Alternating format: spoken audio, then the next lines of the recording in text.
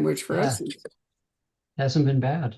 no, it Um, really is. Yeah. Yeah, I've been walking the dogs. It's been down in the 90s, I mean, Wow. you'd probably just combust instantly right. if I you I came here. still have a strip of freckles on my hand from standing at a traffic light to cross the road in Phoenix because I Is had my that hand in my pocket and a long sleeve, but there was a strip of skin showing, and we're just not used to that kind of sun. Oh, okay. It's My yeah. visits to Scotland, I'm usually so cold I have to sit in hot tubs the whole time. I'm Well, not kidding. I guess I should introduce this program. Right. Are you ready? Yeah, we're ready. Hey, good afternoon, everybody. This is Patrick from the Poison Pen Bookstore in Scottsdale, Arizona, and I'm here with Barbara Peters, and we are delighted to see our old friend. You know, we go back many years now, Denise Mina, and we're going to be grilling her about this wonderful new book called The Good Liar, which is coming out tomorrow, I believe, here in the United States. Is it already out in the UK, Denise? It's coming out this week. No, they were determined to have simultaneous launches, so it's this week. Oh, that's great. Right. Um, so anyway, welcome, Denise. It's always great to see you. It's lovely to see you too. A toast to you, since this is a pre-publication event. No, And Patrick reminds me that we do have some autograph copies coming from London. Denise is signing them in Edinburgh and they go down to London, but they won't make it here for probably 3 weeks by the time all of that happens. But meantime, right. the US edition, as we all pointed out, goes on sale tomorrow. So a toast to you. So here we are. So Denise, I'm always interested because you don't write the same book all the time. I mean, you like historicals, so we've had like Rizzo, for example. And you have written series. In fact, when we first met you, you were in Glasgow, right? And you were, Patrick, you're going to remember this better than I am. What was Denise writing when we first got together back in probably the 90s? Still the Garnet Hill trilogy. It Yeah. was book two, wasn't it, Denise? Yeah, it was book two. Yeah, Yeah. Exile. Yeah. So that was my second book. It was only my second book. This is my 20th novel. And I think I've done an event with you guys for every single book. Well, we chase her down remorselessly. We forced her to do it. In Scotland. And I have to say that, the only really good thing that ever came out of the pandemic, as far as I'm concerned, is that we got Zoom, which is a superior platform No. to the other ones that we did. So it's easier to talk to Denise, who, as you will see, thanks to the Wi-Fi signal, is in her kitchen with a lethal collection of knives right behind her. So Patrick and I will have to behave. That's Um, right. Right. So I guess I've been thinking about this book that you've written is been hinted anyway in some of the reviews, which have been stellar, that it was going to be the start of a series. And I guess my question would be, when you're starting out with something new, do you actually think about whether it might be a series start, or do you write it and then you get so hooked by the character that you think, why not go farther? Well, generally, I do think this is going to be a series because you have to have a narrative arc that will work over a series. There has to be a sort of pending question that you can do over. Otherwise, you're just meeting the character again. So I actually thought of this as a standalone, but I may well come back to it for a series. But I did. I mean, I think when people say, "Is this going to be a series?" That's such a lovely sign. It means they really love the characters. Yeah, It's a I great sign. It's absolutely agree. Right. yeah. And as I said, she's had terrific reviews. So I'm gonna quote. I don't have my reading copy here. Patrick has one, which I think he has shown up. So I do I indeed. read it a month ago, so I'm kind of working from memory here. But anyway, Claudia Atkins O'Sheal, is that how you pronounce it? Yeah, Claudia Atkins O'Sheal. Okay. Is a forensic examiner, and she's Glaswegian by birth. But when we meet her, she's actually working in London. And I like the fact that basically you've got this kind of outsider viewpoint.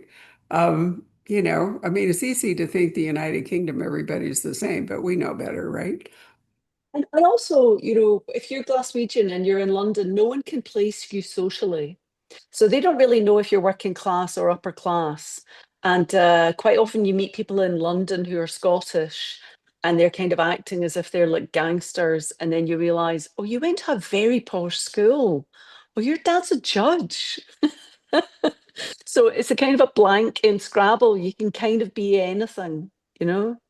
Yeah, but I mean, I always like, the sort of outsider insights into a place. In fact, it's always been interesting to me, and Patrick can fill this in better than I, how many novelists, like James Joyce, for example, have written about the place they're from, but they're not writing it in that place. They're writing it from a distance. Isn't that true, Patrick? Didn't Joyce write from Paris or somewhere? Zurich. Yeah, Switzerland, right? Yeah. Yeah. And Paris as well. And he wrote in And Paris. Paris. Yeah. But I mean, I was an oil kid. So I lived in Paris when I was a kid, and I lived in Amsterdam and The Hague in Norway. And, we were part of a community. There were a lot of Texans in that community who sort of traveled around. So we were all outsiders. And we met when I was an adult and I was touring in the States, actually, we met the Lashes, who were like really close friends of ours in Paris. And they said, one of them said, it's so nice to meet you again because you are our hometown. So we were one another's hometown, but it was like, you do have it's a feature of distance that you can look at places with a fresh eye, I think. Well, I think so too. And also, I think it makes the reader, a little more comfortable in lots of respects, thinking, well, if this character can go into this foreign place, then so can I, even if I don't pick up on everything. Um, yeah, I mean, I've always liked that. I think the Americans who have written British crime novels, some of them try to, be British, but some of them actually write it as a stranger in a strange land kind of thing, which is really Yeah. what you're doing here. I mean, she's. Yeah. Well, the book was based on a Harper's article from 1941 by Dorothy Thompson. I don't know if you know her. She Mhm. was an amazing writer. Apparently, she was as famous as Eleanor Roosevelt at one time. And she wrote an article called "Who Goes Nazi?" And it was about being at a party, and because she was the first person expelled by Hitler from Germany, the first journalist, because she interviewed him and didn't like him. And spoiler alert, but so she's at this party and she's saying this man, does isn't a natural Nazi, but he loves money. So she sort of looks around the party, and this man would never do anything anyone tells him, so he won't join in. And so that was sort of the basis of the book, is that Claudia is at a party in amongst all these very posh people, and she's kind of looking around because she's just about to do something catastrophic and tell the truth because she's been involved in a miscarriage of justice. And she's going to admit it in front of everybody. And she's sort of working out who's going to be an ally and who's going to be an enemy, who's going to stand against her doing that. So she's actually at a party thrown by the Royal College of Forensic Scientists in London. And that's when we meet her. And, she's going to what? Wreck the party by a big reveal. Well, she's realised that I mean, I studied forensic science at university. And 30 years ago, I was at law school. And a lot of the science that we studied is now regarded as junk science. And, you realize there are people in prison on the basis of this evidence. And I just thought, God, the people who I knew, some of the people who gave that evidence in very important criminal cases, how must they feel about the fact that bite mark evidence is no longer regarded as proper science? How must they feel about, you know, fundamental changes in fire investigation evidence now? And I just thought, if you realised that you were party to some mistruth, what could you do about that? Would you just shut up and wait till your pension kicks in, or could there be some reason why you would stand up and say, I was wrong and I'm responsible for things going wrong? Um, and I felt quite sick when I thought of that. So I thought, well, that's a good basis for a book, actually. I feel A sick. good basis for the book. I mean, we have the Innocent Project here, which, I didn't say that very well, Innocence Project here, which is looking at cases. And I just read something about some poor guy that's been in prison for forever based upon an eyewitness, a lineup. Yeah. And now that's largely been discredited as a sound basis for conviction. I mean, Um, I think the thing is that, evidence and science is an ever evolving body of knowledge, and law is static. And I think law needs to find some way to respond to that. Law needs to be able to say, well, we used to think eyewitness testimony was gold standard, but maybe it's not as sure as we think. Or, I mean, how does the eyewitness feel about that? That's because that could be a really sincere mistake that circumstances drew them to this person. And I think it's, we really need to think about that. But for the personnel involved, who are, often working for not very much money, not as much money as they could make if they were working for a big chemical company, these people often have a sense of mission, like the cops, like lawyers who do public defender work, and we're putting them in a terrible situation, you know? well, stare decisis is the basis of law, as so it is very hard to have law catch up with advances both in society and in science, or in the current case in America, going backwards. But we won't go into that. Let's Still, not go into that. no, we're not going to do that. But anyway, yeah, no, I mean, I do think she has a really interesting dilemma. But in order for you to explain this dilemma, you have to really do a flashback, don't you? I mean, almost all contemporary crime novels reach back into the past, don't they? When you say that's true, Patrick, in order to establish any kind of motivation? It seems pretty common. Yeah, definitely. Unless it's somebody just losing their temper and whanging away with a frying pan or something, which wouldn't be interesting enough for a novel. But Mostly it's crimes. realistic. Yeah, I know, but it'd be Right. boring as a book, who cares? But Yeah. in almost all crime fiction, when you're looking at the why as well as the who, and as discussed last week with Tom Mead, the how, but that's often the least important one of those questions. The why almost always has to have some kind of basis in the past that is now surfacing for one reason or another. So is Claudia putting herself in danger by deciding does she anticipate she's putting herself in danger if she makes this reveal? I think it's more than just danger. I think it kind of ramps up over the course of the evening, because what she realizes is that not only is she wrong, but it's served very important people that she is wrong, and it has benefited very important people that the person who was convicted of the crime remains in prison. And so what I was trying to do was, ramp up the peril to her as the evening goes on. So there are basically two stories. There's the story of the case that she's involved in initially, and then there's the story of her walking to the podium and realizing that actually the peril is not just that she won't be able to pay her mortgage, that she'll make a lot of the people that work for her redundant, that she's her children's education will be disastrously affected. The peril is actually much more immediate and visceral than that. And I think as you get older, you realize I used to see people in positions of power and wonder why they didn't do something about, really urgent stuff. And then you realize, oh God, the waters are mined around you. It's very hard to make those moves. And, it's much easier just to slip into complicity because, you will be making lots of people redundant. You will be, if somebody gets out because you admit that your forensic evidence is bad, someone really bad might get out on the basis of that. If you reveal that, who's going to get out if you admit that your algorithm is flawed? Well, Denise, that's it seemed, true. can I just make a quick jump in? It seemed to me such a delicious exploration of class, because she has so much to gain by just playing ball, and going along. She's got the prestige, she's got the house, and there's this subtle dance between her and another main character that goes throughout the entire book, which is so spot on.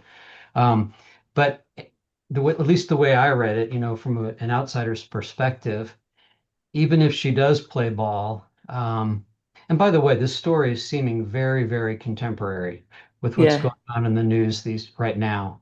You get the sense of all these machinations that are going on, and if she does stay complicit, she's never still going to be one of them. And that Yeah. seemed to me to be a crucial part of this story. I mean, I think that's really interesting that that's apparent to Americans because in Britain, it's really obvious, but we have this kind of fantasy idea about Americans and social class that, you know what I mean, that it doesn't affect you in the same way. I think it affects people everywhere that way, that everyone who is it's all right to be aspirational, but you have to accept that you never will be born to that. There are always levels of, belonging and levels of not belonging. And that, ultimately you think you might be able to belong, but that is a real rookie mistake, is that, you need to be comfortable being on the outside, and you need to be, you have to accept that you won't be. I've met very, very, very posh people. Boris Johnson, for example, who was our prime minister. Now, the real secret of Boris Johnson, if you know it, is that he was at Eton, but he was a scholarship boy because his father was very bad with money. So scholarship boys are boys who go to private schools, but they have to do well in their exams to bring up the level of exams in the school, so the school looks like a good school. So they're basically there to work. So Boris Johnson's does this magnificent performance of belonging and being super posh. His sidekick, Jacob Rees-Mogg, basically wears a top hat. He's the man from Monopoly, more or less. But both of them, neither of them belong. They're both incomers to that social group. It's fascinating how many people feel that they don't actually belong. I think there's maybe like three earls in the whole of Britain who feel that they're in that upper echelon, but everyone else is a try-hard. If you meet a hippie in India and he's wearing a ripped t-shirt and has quite good hair, he's probably one of those earls. Those people don't need to make a performance about how posh they are. Well, that's true. I mean, in America, Britain is more tolerant of race than we are here in America. But what we have been seeing emerging is this oligarch class, and the only way you can join it is by having an obscene amount of money. And, it doesn't seem to matter how you got it as long Hmm. as you have it. So there's a new, not only I think in Britain it's often more about bloodline and birth. In America, racism has always kind of trumped that. But I hate using that. Sorry. I swore I was never going to say that verb again. Let me try it again. Barbara. He's always beaten it. But now I think that we have this capitalism kind of run rampant. But Yeah. now we have this oligarch class. We're going to be discussing that tomorrow night with Kyle Mills and Don Bentley. And there's a lot of people are suddenly, starting to address that as a new um, social construct. I mean, it's fascinating because if you read Trollope, that's what happened in Britain in the 18th and Yeah. 19th century. So we're just like 200 years ahead of you. But exactly the same thing happened, you know? It's like money became the god, and they didn't know what to do. As my great aunt Kate would say, if you give a stupid person a bit of power, they don't know what to do with it. So they just go about upsetting people. That's an interesting thought. I had a startling moment. We took a cruise, an inland waterway cruise, meaning the boat couldn't go out into the ocean. So it went from Charleston to Jacksonville, Florida, but it was all on uh, inland rivers and so forth. And at one point, when we were in Georgia, we spent an afternoon at Jackal Island, which has been a very posh resort. But what really threw me after they were touring us around and showing us a lot of these, enormous homes that were now turned into something else or whatever, because maintaining them is so hard. But at one point in the early 20th century, 1/6 of the world's wealth was concentrated on Jekyll Island for a month every year. 1/6 of the world's wealth. It was the Vanderbilts and the Astors and Jay Gould and I mean that's almost inconceivable today. I mean, even though there are people with that amount of money, and maybe there's only a handful of the super billionaires, but I still haven't recovered from that thought that 1/6 of the world's wealth could winter on Jekyll Island. And everybody was okay with it, apparently. Yeah, well, people wouldn't know, would they? People No. probably wouldn't know. They wouldn't maybe have that information, but that is extraordinary. The differential income to that is just astonishing. Right, but I think that kind of wealth, there are more people that have it today. I mean, sure, there's Bezos and Musk and a couple up at the top of the period, but there are extraordinary number of billionaires compared to how it used to be. So Yeah. that's partly the monetary system. There's a lot of reasons for all that. But the other thing I think that Claudia, getting back on topic, is also risking is her own family. I mean, it isn't just her job, and it isn't people that work for her that may suddenly be out of work and, her own mortgage and all, but she actually has a family that's going to be affected by this position. So what's up with that? So she has two sons. Her husband passed away recently, and she is just trying not to think about it. She's got to get on with it, which is, a lot of people's experience of grief. Whenever you see grief kind of portrayed in movies or films, it's someone trashing a hotel room. Most people suffer terrible grief and they just have to carry on because no one really cares. So she has to make a living because she's supporting a lot of people. So she's just got to get on with it. But what she realizes at a certain point in the book is that maybe it wasn't, just a random thing. Maybe there was some kind of purpose to it to make her, be a bit more bit more malleable, and that actually maybe her family are in serious danger, and they're all she's got. So she has a sister called Gina who has a drug problem, and I think the idea of code switching is really interesting. So I went to very posh private schools at a certain point in my life, and my sister and I spoke with very posh accents. But then when we got home, we would just speak like this because this is how we spoke in the house. So, that I was thinking about her code switching with Gina. So she goes home and she talks like herself. And at a certain point, are you the person who's putting on the accent? Everybody does it. It's interesting. There's a fantastic professor over here called Debbie Cameron, and she says everybody's accent slides around. And what you're saying is, I want to be understood and I want to build bridges with you. But we tend to think of accents changing as a form of inauthenticity. Actually, that's not really what it's about. It's really about, it's a kindness to the person you're with. And so, but I think if you're going to make a very difficult decision like that, you have to have other people to be among. So her family are the other people that she is among and the other personas that she can be. And Gina is kind of the beating heart of that, because I don't know if you know anybody with a drug problem, but apart from lying to get money off you, there's a lot of honesty there. You She's one of know? my favorite characters in the book. I thought the relationship between the two of them was so surprising and wonderfully done. Um, she becomes an artist, and Claudia becomes a scientist, obviously, and they take different paths, but they seem to really have a genuine fondness for each other.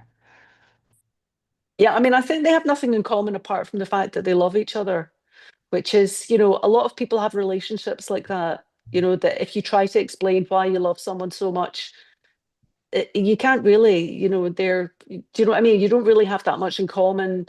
You don't go to the cinema together. You have the same political beliefs, but you just really love that person. You really respond to that person.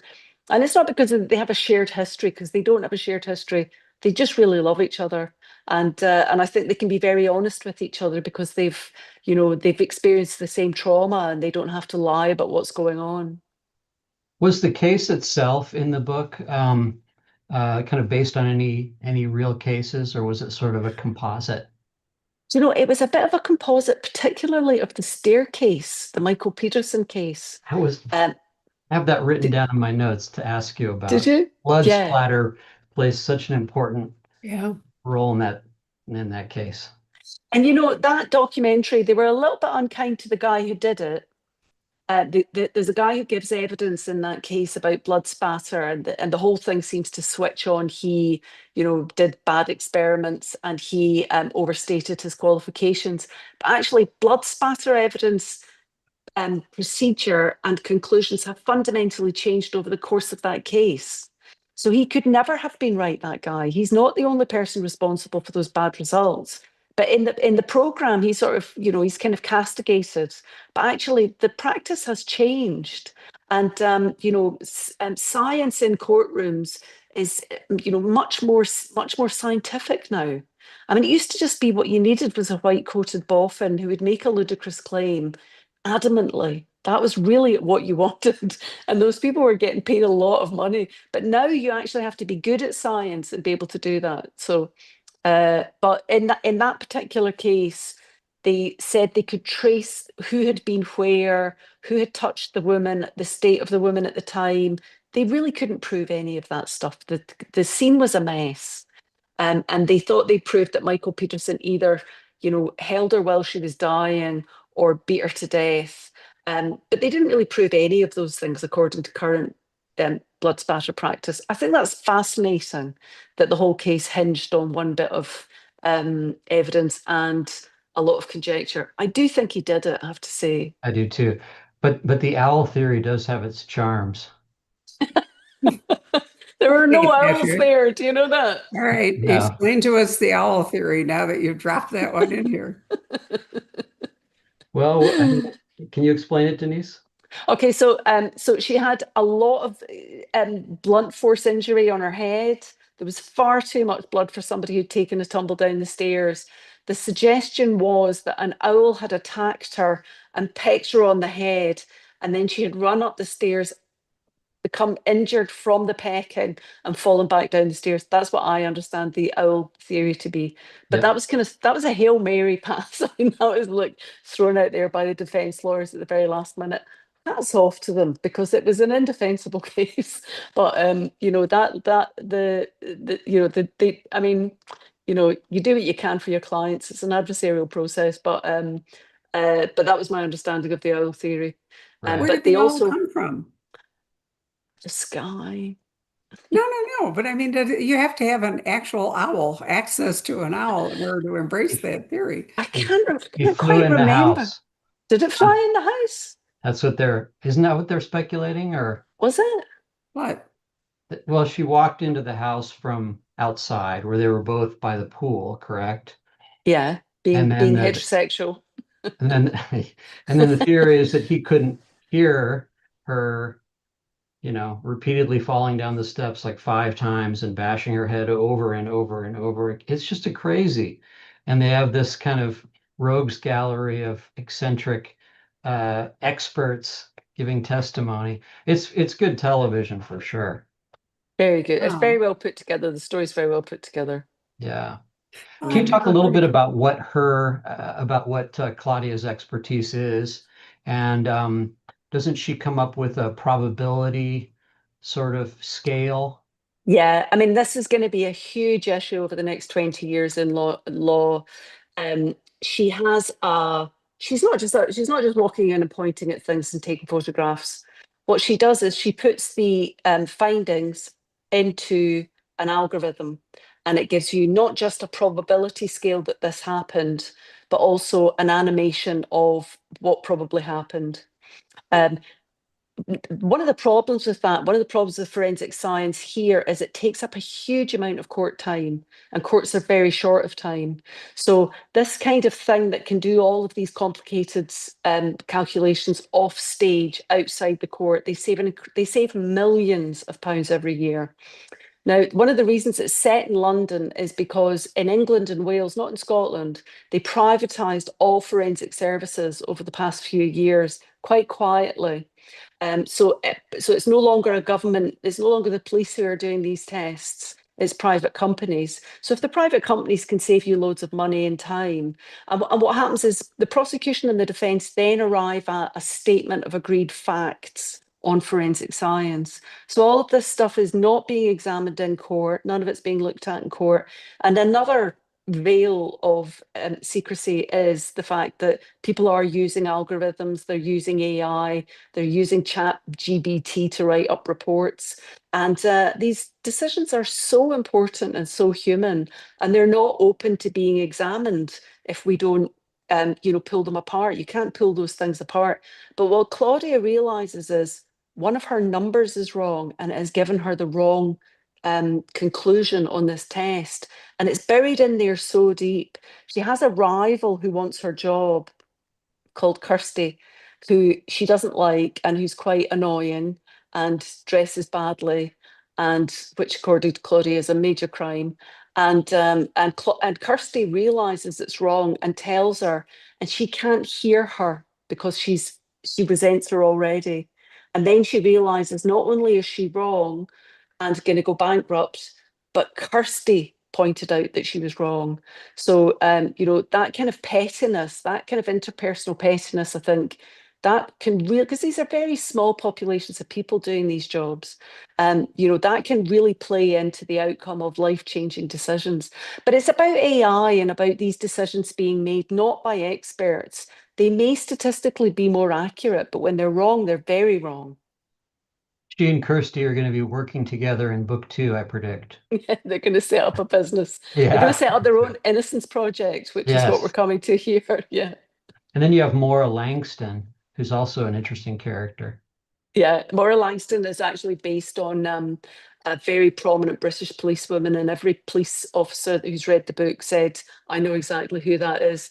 Mora Langston is um, absolutely determined to get ahead and do well. And she gives talks that are completely meaningless about very important things that other people have discovered. And she's thinking about the way she's perceived all the time. So she gives this talk, and it's basically written by someone else. She presents it in the Wellcome Institute. Because she knows that if it says a talk given by Mora Langston at the Wellcome Institute, no one's going to think, did she rent the hall at the Wellcome Institute and take pictures of herself? Which she is just ambition incarnate, Mora Langston. And what Uh, about Sir Philip? yeah. He's also at the center of this book. Right, so Sir Philip is Claudia's mentor, and he has really worked hard to help her get ahead. And I really like him. I mean, I think a lot of people don't really like him. But he's very elegant, and he is to the manner born and knows exactly what's going on. And I think he finds Claudia quite exasperating. He's on the board of a lot of charities, put it that way. Right. Sorry, Barbara, I didn't mean to take over. No, no, by all means. I think it's fascinating to have, different perspectives here. I'm sitting here thinking of all the British crime dramas that I have watched and how easily this one could really take off, because I admit to being a crime drama junkie. Are Sometimes at you? night by dinner time, I'm just so tired I can't read anymore or whatever. So Rob and I watch, crime shows, and certainly forensics are a big part of that, but also they tend to emphasize the hierarchical structure, which is true, I think, in any police department, but especially in Britain, it's just really quite militaristic. And It and is it's much very, more so than America, yeah. much more because they do come. It comes from an army. It's based on Right. the army, so you're spot on. Yeah. So that's another constraint on, going against what's established is that that sort of whole insubordination thing or but at the same time it features in so much of British crime that we see. The other thing which also seems to crop up in so many crime dramas is that the person at the top is really only interested in looking good. They don't want pressure from people more important to them. They're worried about their jobs and all. And so instinctively they try to suppress anything upsetting by their juniors because it will impact them. And certainly Sir Philip is in a position, Lord Philip rather, of looking bad if in fact Claudia goes through with this. So, you know, I I just think it would make great television. That's so interesting because I think we've sold the rights now, but there were a few companies interested, and they all said, "Is this part of a series? Can we make it a series?" So they all felt exactly the same way as you, that that there would be a lot of different stories to be told in that context. Well, I think there are. I mean, ultimately, it's up to you whether you want to tell any more stories with these characters. But I think it would be a shame, to just usher them off the stage after this one book. Don't you, Patrick? Yeah, I do. It'd be interesting to.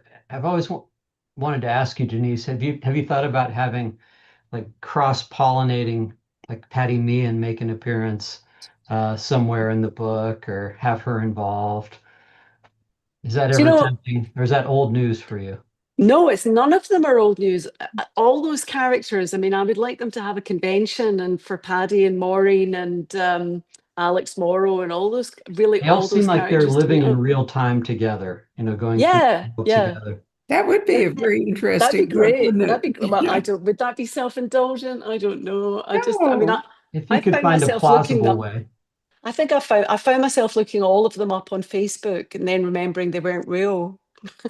No, but they must be real to you when you write them, They're regardless. so real. They're so Course they real. are.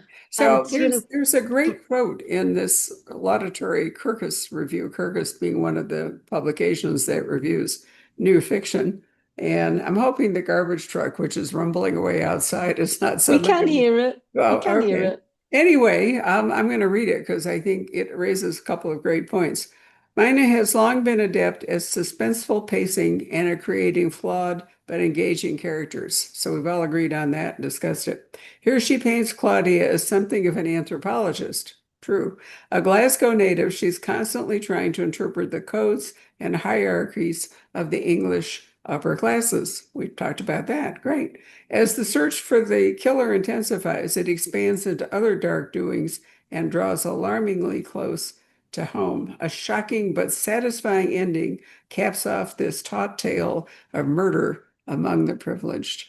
I think that summed it up. Really, That's well, lovely. yeah, That's it great. was good, but I especially like that idea that she is something of an anthropologist, trying as a Glaswegian, trying to decode the stuff around her in London. And as you point out, if you're not basically to the manor born, as that saying goes, you're not learning those codes from the time you can, barely toddle and talk. And it's hard as an outsider to really read them. I mean, so often when you're looking at British television or reading British books and all, somebody just opens their mouth and everybody else can place them, Hmm. the way they talk, Yeah. whatever. It's not that easy in America. In fact, the private eye business here in Phoenix just booms because people are, meeting people either in person or online, so to speak, and you don't know if they are who they say they are because you don't Wow. have all those codes and class hierarchy. People come west to reinvent themselves. I mean, that's been a thing. Dana Stabenow years ago wrote that Alaska was a place to attract both the radical right and the radical left. And, so who's real? And, who's facade? How are they presenting themselves? Is that real? And so that's really But what like, but private like eye work is doing. you're saying in Britain, it's about bloodlines, which is a bit eugenic, you know? Well, maybe it's class, maybe it's just, how you were brought up. I don't know. But in the States, because a lot of the companies that my dad worked for were American, so their position was very much, it doesn't matter that you're working class and Scottish, you can go to boarding school. Why wouldn't you go? Do you know what I mean? So Hmm. for people who are absolutely suffocated by that, American attitudes are very freeing. Well, yeah, I can't argue with that, but my point was that it means that people can, what's the word I want? I don't want to say impersonate. People can claim to be things they aren't, and it's much Yeah. harder to determine if that's true Yeah. because you don't have, these kinds of other codes. I'm going to look up another review here, which I particularly liked. And it ends by saying, Mina builds nerve-shredding suspense by toggling back and forth between the moments before Claudia's speech and key pieces of the investigation. Here's hoping a sequel is in the works. So, that's where that part is coming Along from. that same kind of line, Denise, I wanted to ask you, did you have that device in play from the very beginning? You know, it opens with that short scene where she's about to take the stage. Right. Did you have that from the very beginning, or was that something that because you could have just told the story a year ago and let it unfold? Um, Yeah, no, I had that right from the very beginning because when you're writing novels, there are usually at least two, an A story and a B story, right? So they sort of intersect. You'll notice this. And then the B story becomes pertinent to the A story. And I thought, wouldn't it be great to do that in two different time frames? So one of them is 20 minutes and one of them is a year. And so the short time frame, I thought it would be great to, I called it the girders of the story. So I wanted the long time frame to sort of create tension in the present moment. And yeah, so it was, I mean, I love structure. It's something I'm really interested in and I get a nerdy kind of thrill out of. So yeah, so that was in there right from the very beginning. and you Yeah, get the that's minute countdown with the shorter section, so that was really nice. sure, it's a ticking Yeah. clock if she has to, step up. I think, that's always an interesting question. It often comes up at author events, where does this story actually start? I mean, many authors end up writing the first chapter somewhere at the end or in the middle of writing the whole narrative. So I remember a book years ago that I edited that wound up winning a Shamus Award.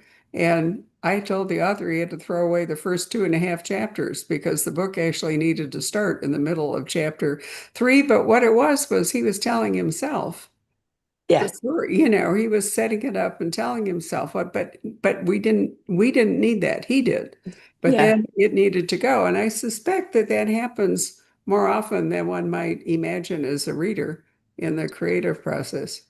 It really does, and because you have to sort of make your clay before you can make the pot. So you have to work out what's going on and what's the tone and what's the voice, and tell yourself the backstory. But a lot of backstory can be implied, and when you get fresh eyes on something, they can tell you this is tedious. But that's a heartbreaking story for writers because you spend so much time on those first two and a half Right. chapters. I know it. I felt really guilty.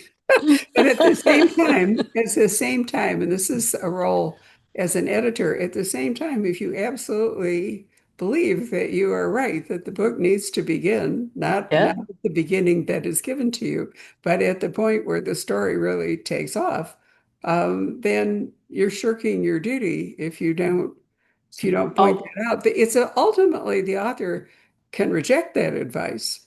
Uh, yeah. Well, you know, they're a fool too. They're a fool too because if you get editorial advice like that, that's gold. Because the only thing that's standing between you and a good book is an editor, and editors have no interest other than making the book better. I mean, it might not be the same. It might not be your idea as well of how to make the book better, but that's what they're doing is they're trying to make the book better. And you have to stop and you have to say, is this my ego or is this the book? You know? right. Well, Patrick's Yeah. done a lot of editing, a lot of short story editing, actually. So have you had moments like that too, Pete? Yeah, definitely. In fact, working with James Salas on his piece, I just suggested something. I said, what would happen if you started the story here? And it was like 30 pages into the book. And he kind of, at first, he kind of, grunted about it. And he goes, Humped. interesting. And he Yeah. did it. And so I was happy with that. Uh, Yeah. It's so important, the beginning of a book. But the other thing I've always kept in mind, years and years ago, Minette Walters, at the peak of her fame, came to the store to do an event. And I remember our discussion had a lot to do with the structure of her book. And she said something I think is so true. And she said, the end has to be as good as the beginning. And Yeah. very often you can have a book that has, a great punchy start in the whole bit, but then the ending doesn't really stay at that level. And I think so. I think you have to work harder at the beginning, at the end of the Yeah, story. because The the middle the can the sag the some. end is the payoff, and the end leaves Right. an aftertaste. And if you get, we've all read those books where the ending was shocking, and satisfying. And that's what you remember. You don't remember a great beginning. It's You're very hooked. true. You're sucked in by a good beginning, but you don't remember it. No, that is very true. And, Lisa Scottolini brought up the other night at her event. She wrote a lot of legal thrillers, and she said right now in the state of the world, she can't do that because our older concepts of Yeah. justice and so forth seem to be completely out the window. And Rule of law, rule of law. yeah, Yeah. to write a legal thriller that delivers a satisfying ending is particularly difficult right Hmm. now. So maybe Gillian Flynn was, ahead of the game when she decided to write, the twisty domestic suspense thriller where Yeah. justice is often not really justice. It's sort of like who got the last dig in. Mm. I know, but I think for writers now, what's really important is we have to remember, if we can't change the world, we can entertain people and we can give people an escape. And that sounds frivolous and unimportant, but actually, for a lot of us, reading escapist literature, watching silly crime shows, you know, reading something fun that takes you out of your present troubles, that can save your mental health. I mean, I think coronavirus, we all read and watched so much. And I think that, a great thing for writers to do now would be to give people someplace else to go in their head. Well, I Yeah. will quote to you from my own newsletter, which had your review in it, and then we'll open it up for questions. I said, July is roaring to a close, but there is still time to travel to real destinations or to fantasy worlds. Escape reality, no passport or real ID required, just a good book, an immersive book. Even time travel is possible. And That's lovely. I do think that that's kind of the mood at the moment, and we're seeing a surge in time travel. And we're also seeing countervailing this interesting cozy and fantasy escape and romance and all, a really dark side, which is the rise of the horror novel and the gothic. And, there are these kind of two poles that Mm, at the moment are competing for attention. And the middle is not quite so pervasive right now.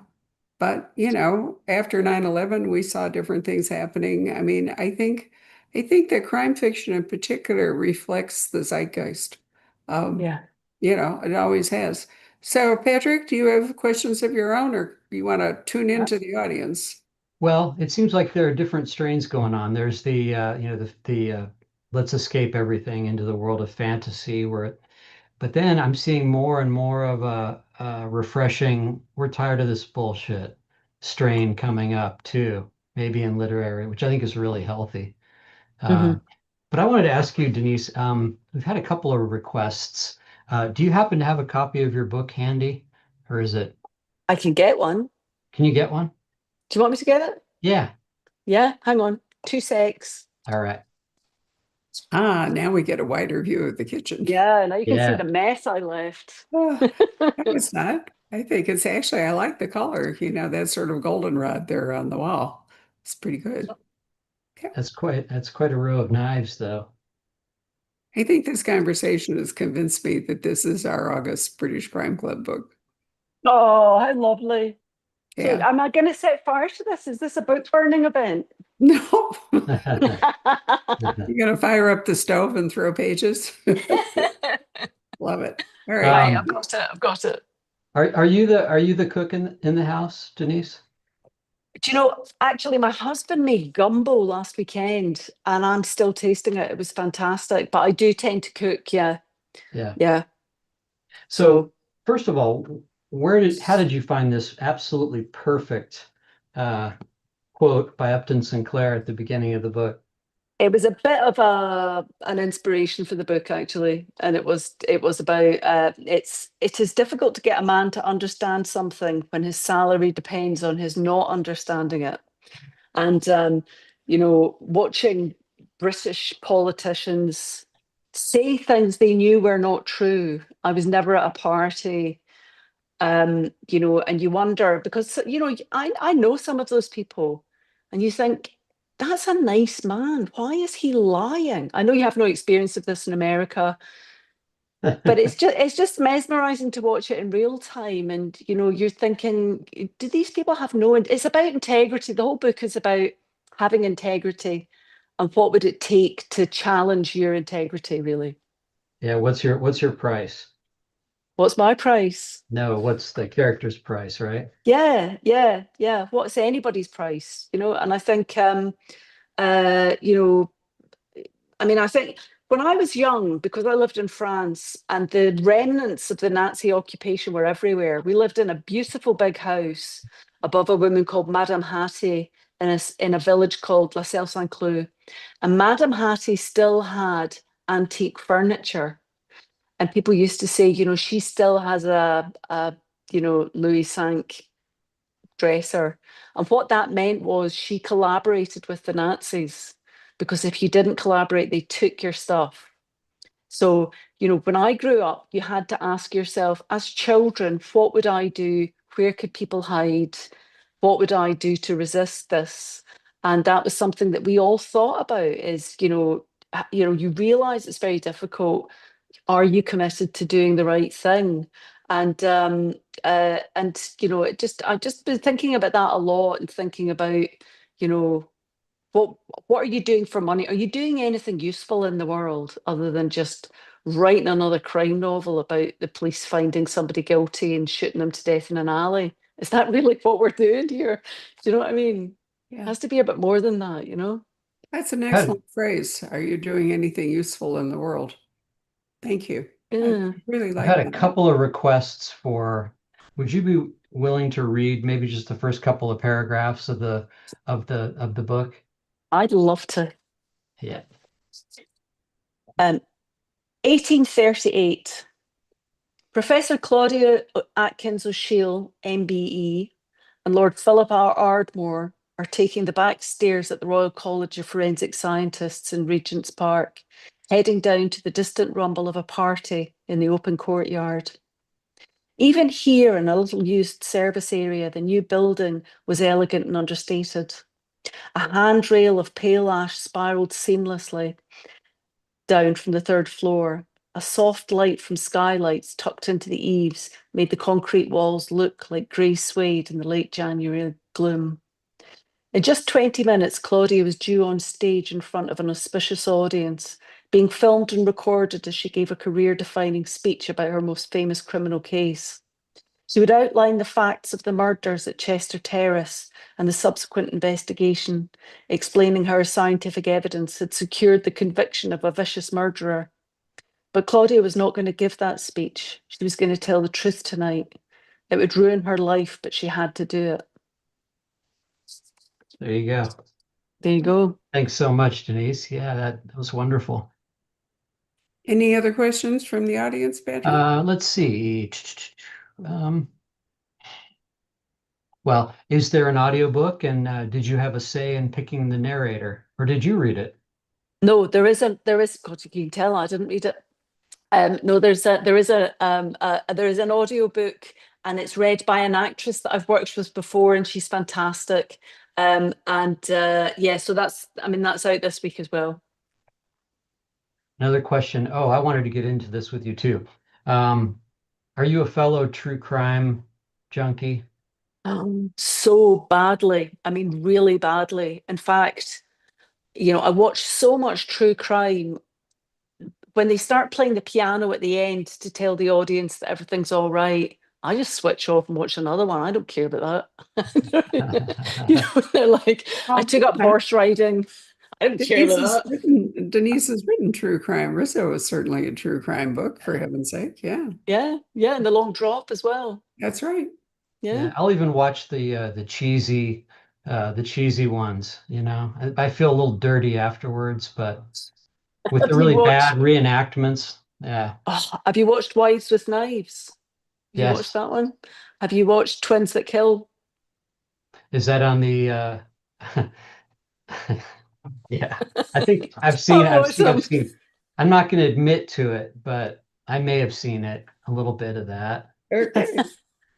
because I How tell about you what, how it's about on it's Snapped? Snapped is like the worst one. no, no, I haven't seen Yeah. that one. There's always the part where they say, and that's when she snapped. That It's sounds all about women amazing. who kill their husbands or something like that. Well, Twins That Kill. That's very unusual for twins to kill people. But I'll tell you what's even more unusual is finding twins who look a bit like twins that killed and can act. So the whole project is doomed because it's just like people trying to do reenactments or acting shocked. It's fantastic. I mean, it's pretty Love it. great. Yeah. So are twins that kill like folie à deux, or are they really twins? They're actually twins. They are actually twins. Because They're, I yeah. think folie à deux is one of the more fascinating, I don't know what you want to call it, but there have You been be some following the Constance Martin case over there? Do you no. know that Well, I case? That's haven't. a Foliada. That's a Is it? fascinating case. Yeah. I always think Yeah. about what's her Myra Hinckley or whatever her name was, and Myra Hindley. Henley, that was it, Yeah. right? It's an example. And, I remember years ago there was a, a winery in Napa Valley who had clearly no idea what the term meant, and they called their wine folie à deux. So she sort of made it a crime to drink it. They started selling it Alone. to strange people for I buying it. know. Well, Denise, it's as always has been absolutely fabulous. So, Patrick has a copy of the edition Yes. publishing tomorrow. We do have a few signed copies coming, and the US edition is going to be our August British Crime Club Book of the Month. So, if you belong to that club, you don't need to order it, and you get free shipping, which is a critical. Wow. I know, it's so great. Any plans to But come anyway, over again, Denise? sorry. Well, God, I'd love to come over, and but I'm just so busy. I'm off to Zanzibar. There's so Oh, much poor happening at the you. moment, and I know, poor me. And there's so much happening, but I am going to make time to come over at some point, maybe Come next year. Come in the winter and bear in mind that there is a nonstop flight from Heathrow to Phoenix. Is there now? Yeah, no, both going and coming. I've been flying it for years, How but long it's does it take? 9 hours. Not bad. That's No, not bad. it's way better than, going to like New York and then hopping across the country. Hmm. So I've tried to explain to numerous publicists that it makes more sense to go from Heathrow to Phoenix and work your way backwards than it does to land in New York and work your way the other way. And They sometimes, they just don't understand anything not coming from New York. It's like my family in Rutherglen. If they're trying to tell you how to get to Dakar, they'll say, "Well, start at the town hall. right, Everything goes through Rutherglen." So for yeah, publicists, it's New York. go to the top of the road and turn left or whatever. British directions have flummoxed me my entire life. I really still don't understand what go to the top of the road. What's that? Anyway, it's really been a treat to talk to you, dear. Thank you so much for spending time with us. And Patrick, as always, Yep. brilliant. Before we sign off, is there any TV or Hollywood stuff that we need to know about? There's loads of stuff imminent, but I think I'm not allowed to talk about it. Everything's a secret in case it doesn't happen. Right. But Ah, the next time you see me, I'll be wearing rings on every finger and possibly a leopard skin jacket. I love it. And fabulous boots. You're going to have wonderful boots. Well, I think myself that The Good Liar would make absolutely great television, yes, it and would. I'm rooting for her because I really do want her to write a sequel. But I'm not Denise, so she's going to do whatever she wants to do. Bye. We'll see you. Thanks everybody for tuning in, and congrats, my friend. It's great to see Oh, you again. thank you so much. Thanks. It's so nice to see both of you. Yeah, we'll have to catch up.